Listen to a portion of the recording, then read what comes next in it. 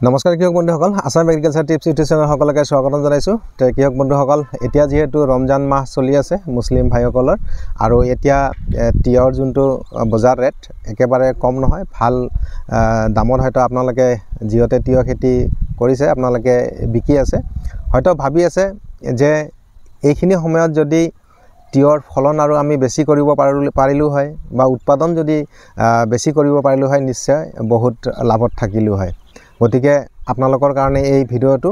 গতিকে আপোনালোকে এই ৰমজান মাহত তিয়ঁহ খেতিৰ পৰা কেনেকৈ অধিক উৎপাদন আপোনালোকে পাব বা অধিক লাভৱান হ'ব পাৰিব, তাৰে ওপৰত আজি এই সৰু ভিডিঅ'টো।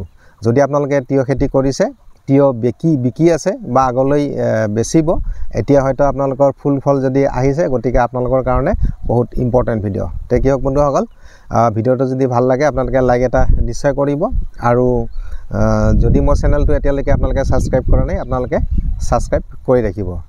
কৃষক বন্ধুসকল, আমি খেতি এইকাৰণেই কৰোঁ যে আমি খেতি কৰি যাতে কিবা এটা লাভ কৰিব পাৰোঁ বা আমি যাতে লাভত থাকোঁ, সেইখিনি আশা কৰিয়ে একচুৱেলি খেতি কৰা হয় বা আমি খেতিয়কসকলে কৰোঁ। আৰু এই খেতিৰ পৰা যদি আমি তুলনামূলক অলপ বেছি উৎপাদন পাওঁ, তেতিয়া হয়তো আমাৰ ভাল লাগে। কিন্তু আমি কিছুমান বস্তু নজনাৰ কাৰণে হয়তো কি স্প্ৰে কৰিব লাগে বা কি সাৰ প্ৰয়োগ কৰিব লাগে, সেইখিনিৰ সঠিক আমাৰ জ্ঞান নথকাৰ কাৰণে হয়তো আমি এইখিনি কৰিব নোৱাৰোঁ। আপোনালোকৰ এই তিয়ঁহ খেতিৰ পৰা আপোনালোকে কেনেকৈ অধিক ফল লাভ কৰিব, তাৰ ওপৰতে আজিৰ এই ভিডিঅ'টো মই প্ৰস্তুত কৰিলোঁ। আৰু যোনটো বিষয়বস্তু সেইটো হৈছে বুষ্টাৰ, লিবিক্স কোম্পানীৰ বুষ্টাৰ 3। এয়া মোৰ হাতত দেখিছে, এইটো লিবিক্স কোম্পানীৰ বুষ্টাৰ 3, আৰু ইয়াত ফটো আছে। ইয়াতে ফটো দিয়া আছে তিয়ঁহ আৰু তৰমুজৰ কাৰণে, যোনটো ৱাটাৰমেলন আমি কওঁ। এই বুষ্টাৰ 3 কিন্তু আপোনালোকে অকল আপোনালোকে ৱাটাৰমেলন বা তৰমুজ আৰু তিয়ঁহহে আপোনালোকে ব্যৱহাৰ কৰিব পাৰিব। কৃষক বন্ধুসকল, এতিয়া কথা হ'ল এই বুষ্টাৰ আচলতে কি, ই কেনেকৈ কাম কৰে, সেইখিনি 2-4 কথা মই কৈ লওঁ।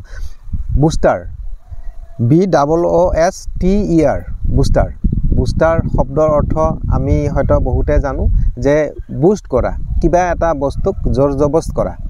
আমি এই বুষ্টাৰ স্প্ৰে কৰি কি কৰিম, তিয়ঁহ গছক জোৰ জবস্ত কৰিম যে তিয়ঁহ গছ তই অধিক ফল দিবই লাগিব। তে ইয়াৰ পৰিমাণটো কি হ'ব, আপোনালোকে কেনেকৈ স্প্ৰে কৰিব আৰু কোনখিনি সময়ত কৰিব। কৃষক বন্ধুসকল, এই বুষ্টাৰ 3 স্প্ৰে কৰাৰ সঠিক সময় হৈছে যেতিয়া আপোনালোকৰ তিয়ঁহ গছত ফুল ফল আহিবলৈ আৰম্ভ কৰিব, বা আপোনালোকৰ তৰমুজ বা ৱাটাৰমেলন গছত ফুল ফল আহিবলৈ আৰম্ভ কৰিব তাৰ আগে আগে। আৰু ইয়াৰ যোনটো পৰিমাণ হৈছে, ড'জ হৈছে, সেইটো প্ৰতি লিটাৰ পানীত 1 ml, 1 ml-কৈ প্ৰতি লিটাৰ পানীত আপোনালোকে স্প্ৰে কৰিব লাগিব, আৰু যেতিয়া ফুল ফল আহিবলৈ আৰম্ভ হ'ব তাৰ আগে আগে। তাৰপিছত দেখিব যে আপোনালোকৰ এই তিয়ঁহ গছ হওক বা তৰমুজ খেতিৰ পৰা হওক, যথেষ্ট পৰিমাণে ফল ফুল পাবলৈ আপোনালোকে সক্ষম হ'ব। আৰু ইয়াৰ কাম হ'ব কৃষক বন্ধুসকল, যিবিলাক ফুল আহিব, ফুলটো অধিক আহিবই, আৰু যিবিলাক ফুল ফল আহিব, এই ফুল ফলবিলাক নষ্ট নহ'ব, আৰু গোটেইকেইটা যিমান ফুল ফল আহিব সিমানেই ফলত পৰিণত হ'ব। আৰু বুষ্টাৰৰ এইটোৱেই হৈছে কাম।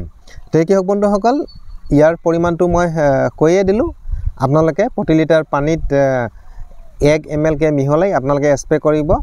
সপ্তাহ 10 দিন মূৰে মূৰে যদি আপোনালোকে 2বাৰ বা 3বাৰ যদি আপোনালোকে স্প্ৰে কৰে, আপোনালোকে তেতিয়াই ৰিজাল্টটো পাই যাব, আৰু প্ৰথম স্প্ৰেৰ পিছতে আপোনালোকে ৰিজাল্টটো পাই যাব।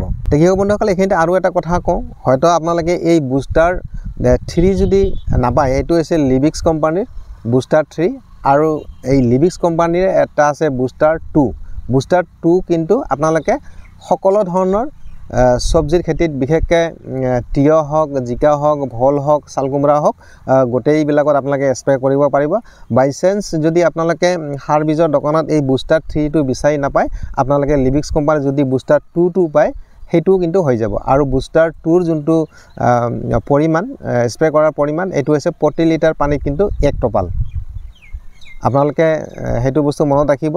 বুষ্টাৰ 3 যদি পায়, এইটো প্ৰতি লিটাৰ পানীত আপোনালোকে 1 ml, আৰু বুষ্টাৰ 2 যদি আপোনালোকে পায়, বুষ্টাৰ 2 প্ৰতি লিটাৰ পানীত আপোনালোকে মাত্ৰ 1 টোপাল দিব। আৰু যদি বুষ্টাৰ 3 পাই যায়, আপোনালোকে প্ৰতি লিটাৰ পানীত 1 ml দি আপোনালোকে স্প্ৰে কৰিব সপ্তাহ 10 দিন মূৰে মূৰে। কৃষক বন্ধুসকল আজিৰ ভিডিঅ'ৰ বিষয়বস্তু এইটোৱে আছিল যে আপোনালোকে এই ৰমজান মাহত অধিক উৎপাদন কেনেকৈ পাব টিয়া খেতিৰ পৰা বা তৰমুজ খেতিৰ পৰা তাৰ ওপৰতে এই সৰু ভিডিঅ'টো প্ৰস্তুত কৰিলোঁ। ভিডিঅ'টো যদি আপোনালোকক কিবা কামত আহা বুলি ভাবে আপোনালোকে লাইক এটা নিশ্চয় কৰিব। কৃষক বন্ধুসকল পৰৱৰ্তী এটা ভিডিঅ'ত লগ পোৱাৰ আশাৰে আজিৰ ভিডিঅ'টো ইয়াতে সমাপ্ত কৰিলোঁ। ধন্যবাদ।